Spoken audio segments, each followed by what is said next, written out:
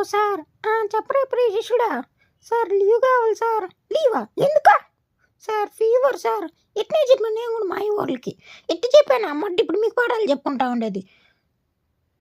అయినా కూడా మొన్ననే కదా యాక్సిడెంట్ అయిందని చెప్పి 3 నెలలు లీవ్ తెంగావు. జ్వరం అని చెప్పి 2 వారాలు లీవ్ తెంగావు.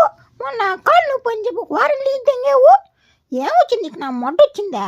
కొంచెం అంటున్నావు కదరా సార్. అందరూ లీవులు పెడుతున్నారు సార్. ఇట్లా మాటలే చెప్పా. అందరూ లీవులు పెడుతున్నారు సరే. అందరూ ఒక్కొక్క రోజు లీవ్ పెడుతున్నారు. నువ్వు మాత్రమా 3 నెలలు తెంగుతావు. అది కదా నా బాధ సార్. రేపు నుంచి డైలీ ఖచ్చితంగా వచ్చేస్తాను సార్.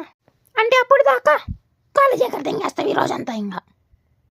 సార్ మీకు తెలుసు కదా సార్ నేను అందరు స్టూడెంట్లా కాదని. కరెక్టే, నువ్వు అందరు స్టూడెంట్లా కాదు.